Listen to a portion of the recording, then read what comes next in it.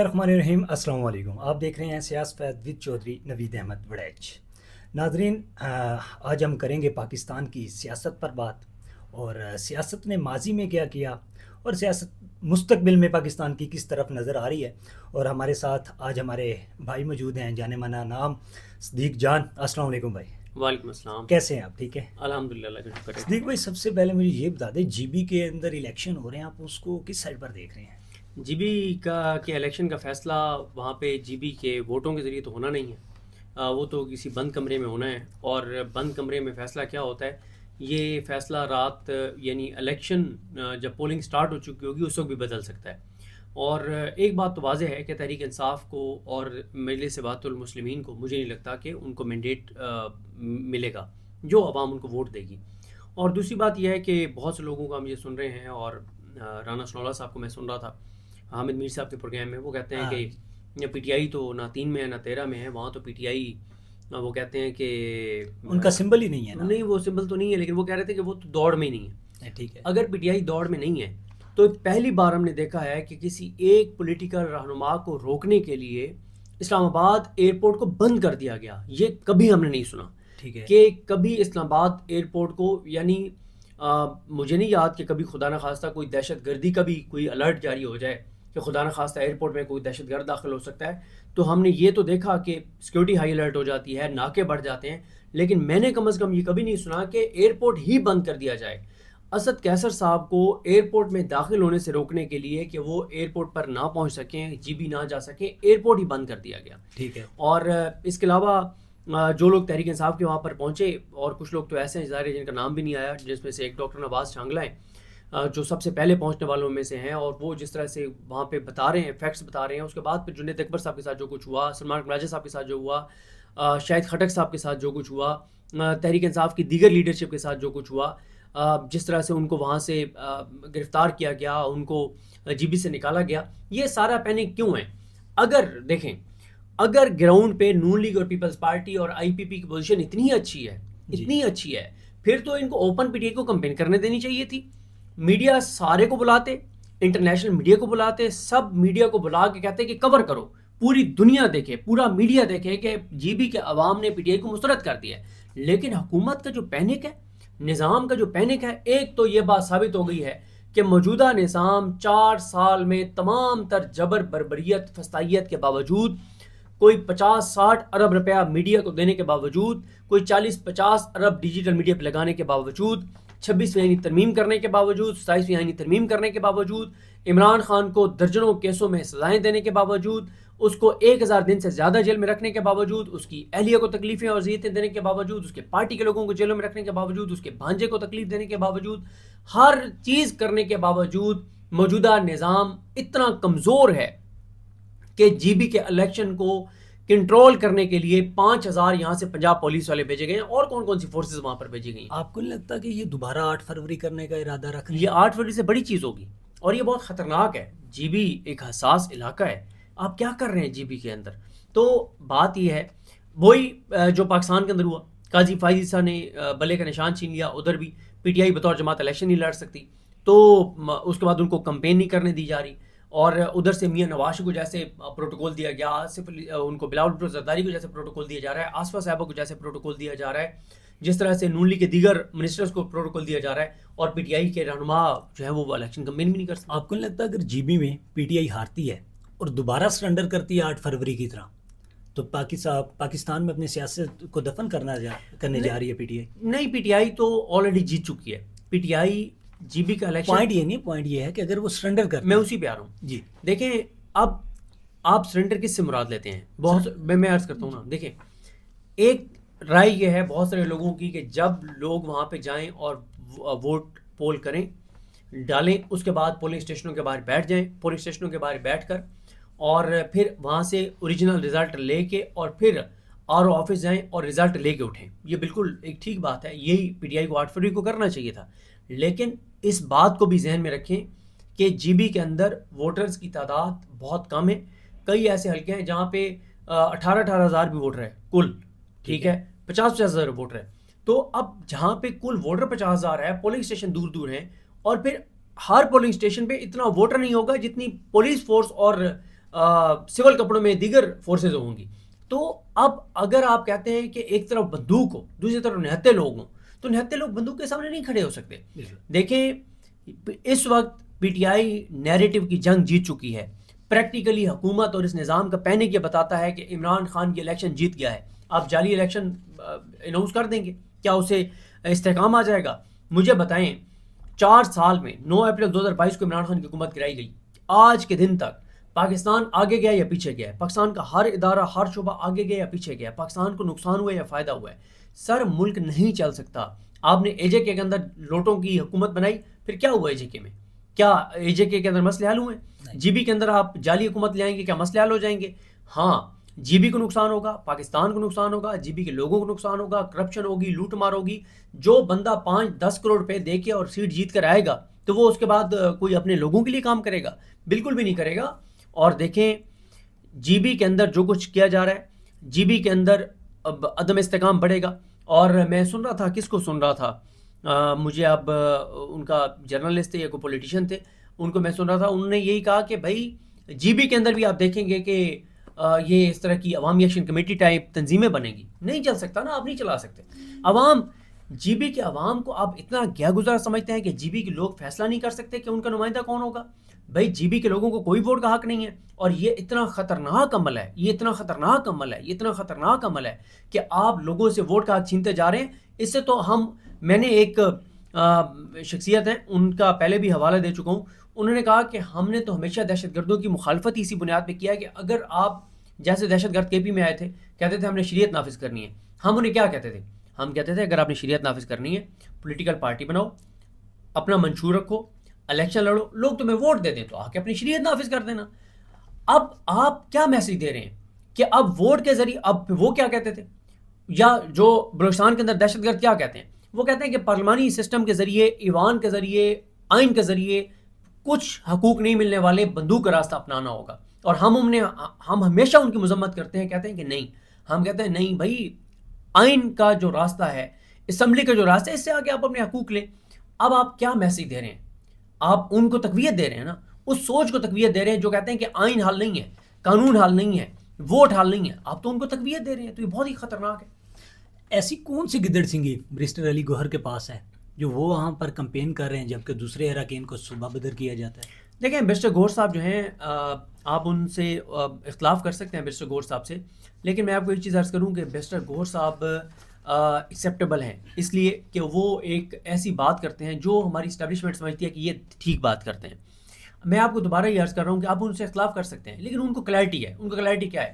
وہ یہ سمجھتے ہیں کہ پاکستان کے اندر کوئی انقلاب نہیں آنا, کوئی کروڑوں لوگوں نے نہیں نکلنا, ہماری اسٹیبلشمنٹ بہت طاقتور ہے, امریکہ ہماری حکومت کے ساتھ ہے, عدالتیں رہی نہیں ہیں, عوام نکلتی نہیں ہے.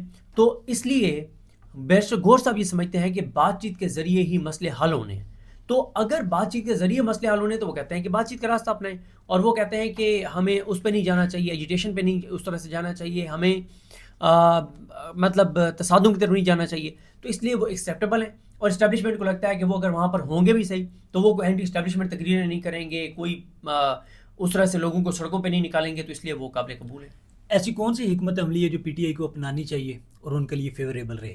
دیکھیں وہ حکمت عملی وہ تو کہہ رہے ہیں, ان کو پہلے ہی پتہ ہے, ظاہر ہے خالد خورشید صاحب اس ساری چیز کو ہیڈ کر رہے ہیں, اور خالد خورشید صاحب کو بہتر پتہ ہے, وہ وہاں کے جی بی کے ہیں کہ کیا چیزیں کرنی ہیں. ماضی سے سبق بھی سیکھا ہوا ہے. دیکھیں میں نے آپ کو بتا دیا اس کا پہلے حل, کہ اس کا حل تو یہی ہے نا کہ لوگ ووٹ ڈالنے کے بعد پولنگ اسٹیشنوں کے باہر بیٹھ جائیں اور اپنا رزلٹ لے کے جائیں. لیکن بات یہ ہے اگر ایک پولنگ اسٹیشن کے اوپر 500 ووٹر ہوگا تو وہاں پہ 1000 سیکیورٹی کے لوگ ہوں گے. بندوق بھی جائز ہے. وہی نا, تو بندوق کے سامنے کیسے نہتے لوگ کھڑے ہو سکتے ہیں؟ تو مجھ سے اگر آپ پوچھیں, یہ میں مایوسی والی بات نہیں کر رہا, میں گراؤنڈ ریالٹی بتا رہا ہوں. جی بی میں الیکشن چوری کرنا آسان ہے, اے جے کے میں مشکل ہے. اس کی وجہ یہ ہے کہ جی بی میں نا ابھی عوامی ایکشن کمیٹی ٹائپ کوئی تنظیم نہیں ہے. جی بی میں ابھی لوگوں نے اس طرح سے مومنٹم اپنا پکڑ کے اور اپنے آپ کو اسٹیبلش نہیں کیا, ثابت نہیں کیا, منوایا نہیں ہے جیسے اے جے کے لوگوں نے منوایا. تو مجھے لگتا ہے کہ یہ الیکشن چوری ہو جائیں گے جی بی والے. بلاول بھٹو نے کہا ہے کہ فارم 45 صاحب لے آؤ, 47 کا بندوبست میں کر لوں گا. آپ کو نہیں لگتا جمہوریت کا جنازہ ہے؟ دیکھیں بلاول بھٹو زرداری جو ہے نا, وہ اپنی طرف سے تو وہ ایک ٹھیک بات کر رہے تھے نا, کہ وہ کہہ رہے ہیں کہ تم فارم 45 لے آنا, اوریجنل رزلٹ, میں ذمہ دار ہوں کہ اسی فارم 45 کے مطابق رزلٹ بنے گا فارم 47 کا. وہ یہ کہنا چاہ رہے ہیں. لیکن پتہ بلاول بھٹو کو بھی ہے, پتہ نواز شریف کو بھی ہے, پتہ زرداری کو بھی ہے, پتہ آئی پی پی کو بھی ہے, پتہ پورے گلگت بلتستان کو ہے کہ ایک بند کمرے میں فیصلہ ہوگا کہ کس کو کتنی سیٹیں دینی ہیں.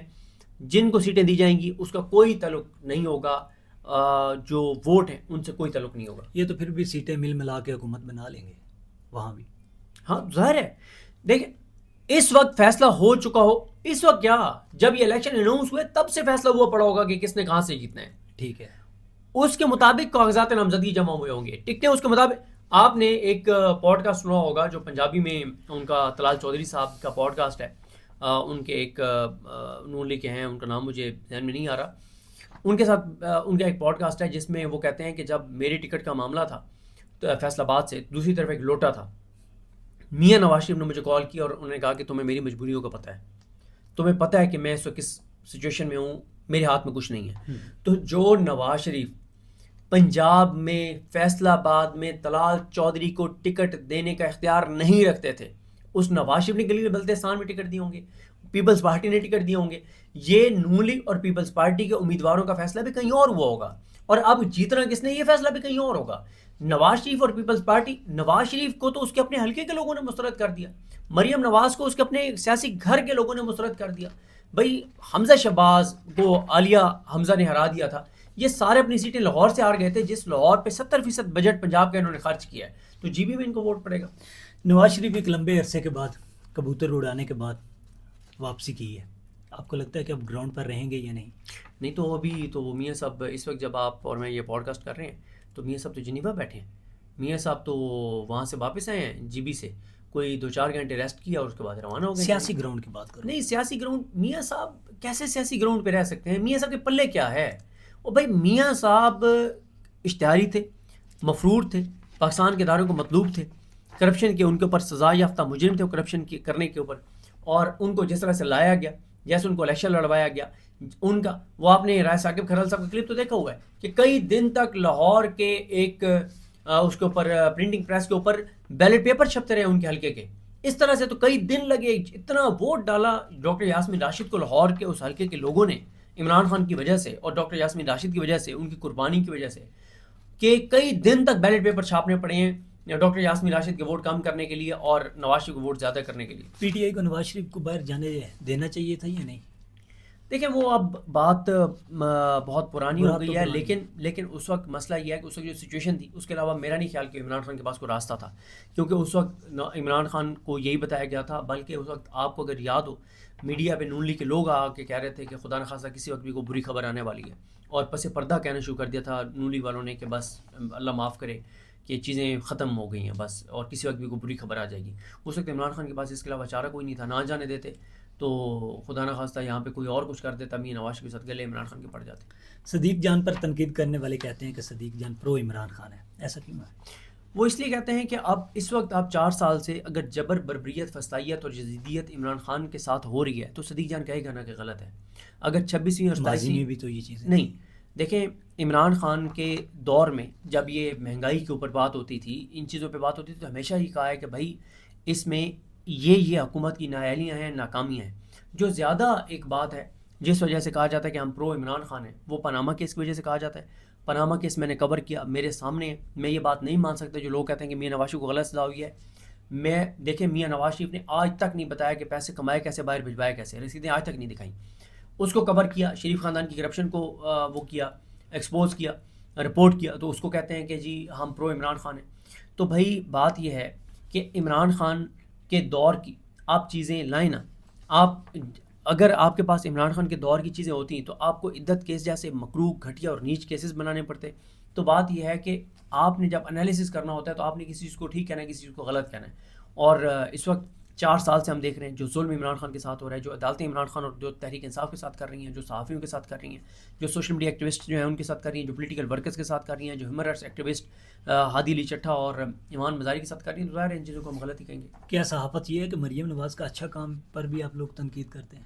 بالکل ایسا نہیں ہے. آپ کو بتا دیں کہ مریم صاحبہ نے کوئی اچھا کام کیا, ہمیشہ تنقید کی نظر سے نہیں دیکھا جاتا. بہت سارے پروجیکٹ ہیں ان کے, ستھرا پنجاب دیکھیں. ہاں ستھرا پنجاب کا میں آپ کو بتا دیتا ہوں, میں بالکل آپ کو بتا دیتا ہوں, دیکھیں ستھرا پنجاب یہ ابھی جب ہمارے ایک سینئر ہیں انہوں نے ایک ٹویٹ کیا ہوا تھا کہ انہوں نے اپنے شہر کہا کہ بڑی سڑک صاف ہے، تو میں نے یہ نہیں کہا کہ یہ سڑک صاف نہیں ہے، بڑی اچھی بات ہے کہ سڑک صاف کی ستھرا پنجاب نے. میں نے صرف یہ اس کے اوپر لکھا کہ بھائی 45,000 ارب آپ نے پچھلے 4 سال میں قرضہ لیا ہے، 45,000 ارب بیرونی قرضہ لیا ہے وفاق نے، اور اس میں سے زیادہ تو پنجاب کو نوازتے ہیں. اس کے علاوہ 4365 ارب روپے اپنے پیٹرولیم لیوی جو ہے وہ اکٹھی کی ہے. آپ نے عوام سے جو ٹیکسز لیے ہیں 80 to 88% جو ہیں وہ انڈائریکٹ ٹیکسز آپ نے عوام سے لیے ہیں.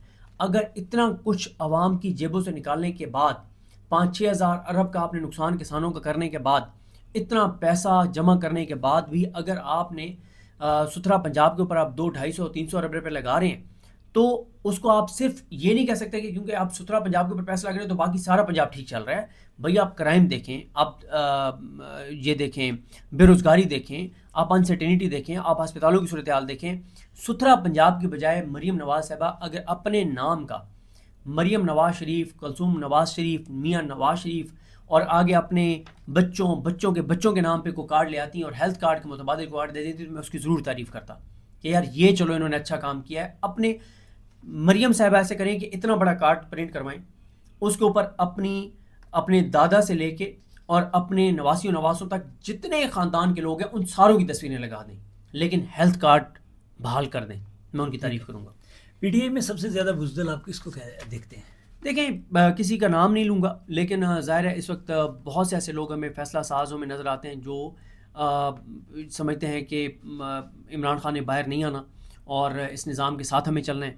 لیکن کچھ ہیں جن کو لوگ بزدل کہتے ہیں، لیکن وہ بزدل نہیں ہیں، وہ جنورلی یہ بات سمجھتے ہیں کہ بات چیت ہی وہ راستہ ہے جس کے ذریعے ہم نے آگے بڑھنا ہے اور مسئلے کو حل کرنا ہے. تو بات چیت کیوں نہیں کی جا رہی؟ دیکھیں بات چیت تو تحریک انصاف تو آج بھی بات چیت کر رہی ہے، پرلی سائڈ سے ان کو ریسیو کیا جاتا ہے، ٹرک کی بتی کے پیچھے لگایا جاتا ہے اور بات چیت کبھی آگے نہیں بڑھتی. سہیل افریدی کامیاب ہوتے نظر آئیں گے؟ دیکھیں یہ آنے والا وقت بتائے گا کہ وہ کس حد تک کامیاب ہوتے ہیں. ابھی تو وہ یہ دعویٰ کرتے ہیں کہ انہوں نے عمران خان صاحب کو پیغام بھجوایا کہ وہ کال دینا چاہتے ہیں، لیکن عمران خان صاحب نے ان کو کہا کہ آپ محمود حسن چکزئی صاحب اور علامہ ناصر عباس صاحب سے مشاورے سے فیصلے کریں، اور ان کو عمران خان صاحب نے اسلام آباد کی کال دینے کا نہیں کہا. تو یہ آنے والے چند ہفتے بتائیں گے کہ وہ کامیاب ہوتے ہیں یا ناکام ہوتے ہیں. ریاست تو ماں ہوتی ہے، صدیق جان نے اس ماں کو 26 نومبر کو کیسے پایا؟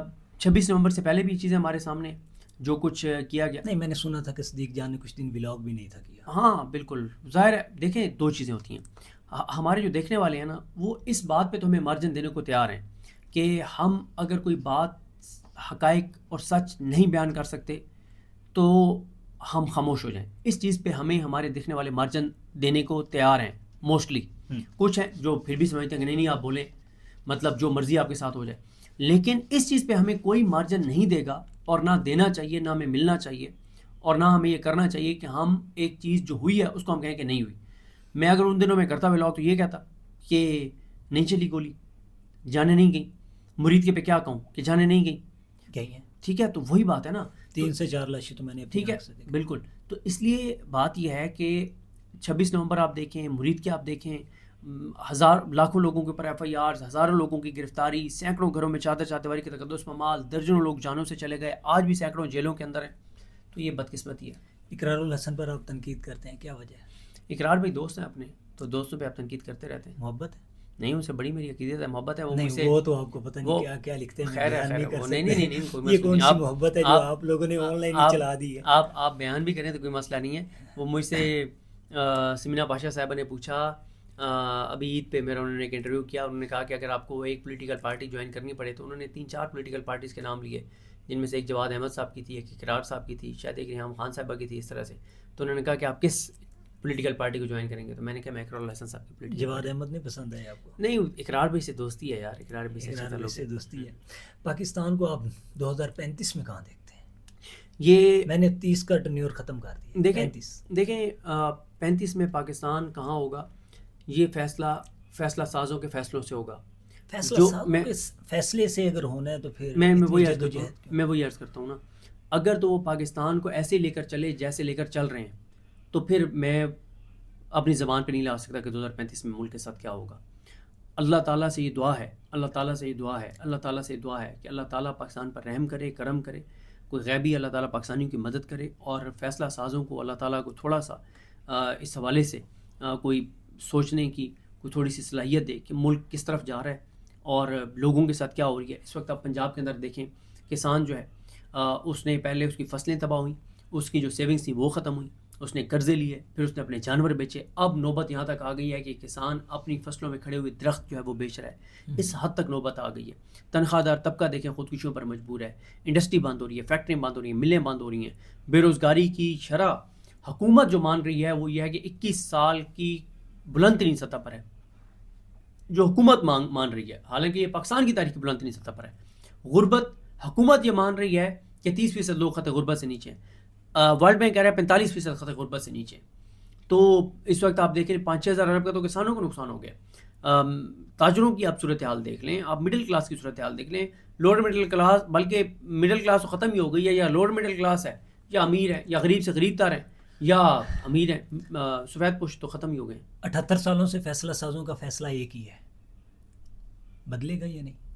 دیکھیں 78 سال سے نا چیزیں چل رہی تھیں, چل رہی نہیں, ان کا فیصلہ ہی نہیں, میں عرض کرتا ہوں نا, ان کے فیصلے اس لیے چل رہے تھے کہ ملک کسی نہ کسی طرح سے چل رہا تھا. مشرف صاحب کا دور ہو, ضیاء الحق صاحب کا دور ہو, ڈالرز کی ریل پیل تھی, بہت ڈالر آ رہا تھا. لیکن پچھلے 4 سال میں ہم دیکھ رہے ہیں کہ کوئی بیرونی وہ فنڈنگ نہیں آ رہی, اور صرف ایک چیز کے اوپر پاکستان چل رہا ہے, 2 چیزوں کے اوپر. ایک قرضے, وہ IMF سے مل جاتے ہیں, اتنی تو انہوں نے ہمیں مارجن دینا ہے نا, کہ اگر امریکہ کی حامی حکومت ہوگی تو اتنا تو امریکہ مارجن دے گا نا کہ IMF کو کہے گا ان کو پیسے دے کے رکھو, ان کو اس نشے پہ لگا کے رکھو.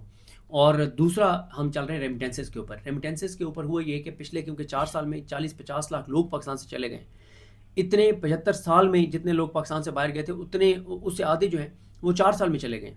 تو 40-50 لاکھ لوگ پاکستان سے گئے ہیں. اب وہ اگر $100 بھی ایوریج ایک بندہ بھیجتا ہے تو آپ اندازہ لگائیں. اس وقت ہم چل رہے ہیں قرضوں کے اوپر اور ریمیٹنسز کے اوپر, جو ڈالر ہمیں باہر سے آ رہا ہے. اور جو ملک کے اندر ہم سسٹم چلا رہے ہیں وہ ہم پیٹرولیم لیوی لگا کے, ہم بجلی مہنگی کر کے, ہم ٹیکس لے کے, لوگوں کو ذلیل کر کے, خوار کر کے, اس طرح سے تو ملک چلا. آپ نے کہا 4 سال سے ملک نہیں چل رہا, گھڑی کی سوئی تو آج بھی گھوم رہی ہے. 450 کا پیٹرول ہوا ہے پاکستان میں, عوام روڈوں پر نہیں ہے. دیکھیں آپ ٹھیک کہہ رہے ہیں, پاکستان کے لوگ خاص طور پہ پنجاب کے لوگ بالکل نہیں نکلتے, اور کہا یہ جاتا ہے کہ ان کے DNA میں ہے کہ انہوں نے مزاحمت نہیں کرنی ہوتی. لیکن میں آپ کو عرض کر رہا ہوں نا کہ ابھی بجٹ کیوں ڈیلے ہوا ہے, چیزیں نہیں چل رہی, نہیں ہو رہی. اب صوبوں کو کہا جا رہا ہے کہ یہ جو 1400-1500 ارب روپیہ ہے اس کا بینظیر انکم سپورٹ کا, وہ صوبے اپنے حصے لے لیں. وہ پیپلز پارٹی ابھی تک اس پہ نہیں مان رہی, لیکن مان جائیں گے, کوئی مسئلہ نہیں ہے. سر چیزیں اس سال آپ بجٹ پھر بھی چلیں دے لیں گے, اگلے سال آپ کیا کریں گے؟ آپ نے IMF کو لکھ کے دے دیا ہے کہ اگلے 5 سال میں پاکستان کے لوگوں سے 10,780 ارب روپیہ پیٹرولیم لیوی کے مد میں اکٹھا کریں گے. اگلے 5 سال میں آپ 95,000 ارب ٹیکس جو ہے وہ جمع کریں گے. ہر سال آپ نے 2200 ارب روپیہ جو ہے وہ کیپیسٹی چارجز دینے ہیں. آپ نے اسی طرح سے جو اور آپ نے ٹیکسز بڑھانے ہیں, 15,000 ارب سے زیادہ کا اگلے سال آپ نے ٹیکس اکٹھا کرنا ہے. کہاں سے کریں گے آپ؟ کس طرح سے چیزیں آپ کریں گے؟ ہر چیز کی نا ایک حد ہوتی ہے. اب تقریباً تمام چیزیں حد کراس کر رہی ہیں, پانی سروں سے گزر رہا ہے. اس سال اگر یہ بجٹ دے بھی لیں بجٹ, تو بھی حالات ہر گزرتے دن کے ساتھ خوفناک ہوں گے. مسئلہ اس سسٹم کی 2 ان کی خوش نصیبیاں ہیں, 3 بلکہ. ایک ان کی خوش نصیبی یہ ہے کہ امریکہ ساتھ ہے مکمل طور پہ. دوسری خوش نصیبی یہ ہے کہ پاکستان کے لوگ جو ہیں اور خاص طور پہ پنجاب کے لوگ, وہ نکلنے کے لیے تیار نہیں ہیں اپنے حقوق کے لیے بالکل بھی. گھروں میں بیٹھ کے بات کر سکتے ہیں, اس نظام کو مانتے نہیں ہیں, یہ بات اچھی ہے. اس نظام سے خائف ہیں, یہ ساری باتیں ٹھیک ہیں, لیکن نکلتے نہیں ہیں. اور تیسری اس نظام کی خوش قسمتی یہ ہے کہ جو PTI کی باہر فیصلہ ساز لیڈرشپ ہے وہ اس طرح سے مزاحمت کے لیے تیار نہیں ہے اور نہ ہی تیاری کر رہی ہے. یہ 3 خوش قسمتی ہیں. فیوچر میں صدیق جان پاکستان میں عوامی انقلاب دیکھ رہے ہیں؟ دیکھیں انقلاب کچھ یہ میں نہیں کہہ سکتا, ابھی تو کوئی ایسے آثار نظر نہیں آتے کہ لوگ کوئی انقلاب لے آئیں گے. ہاں 8 فروری کو عمران خان کہتے ہیں کہ وہ انتخاب نہیں تھا, انقلاب تھا کہ لوگ نکلے ووٹ ڈالا. لیکن جو انقلاب کی پکچر ایک واقعی جس کو انقلاب کہتے ہیں وہ اس لیے نظر نہیں آتا کیونکہ ابھی بھی آپ دیکھیں نا 26 نومبر امریکی کے بعد لوگوں کے اندر بہت زیادہ خوف ہے. اور دوسرا یہ ہے کہ کوئی لیڈ کرنے والا بھی نہیں ہے. لیکن چیزیں اتنی زیادہ گراؤنڈ کے اوپر خراب ہیں کہ خدا نہ خواستہ کبھی بھی کوئی چیز ٹریگر کرے گی تو چیزیں بہت ہی زیادہ خراب ہو جائیں گی. جی بہت شکریہ, آج ہمارے ساتھ موجود تھے صدیق جان, انہوں نے اپنا اوور آل ایکسپیرینس آپ کے ساتھ شیئر کیا. بہت شکریہ, ہمیں دیجیے اجازت. اللہ حافظ. اللہ حافظ.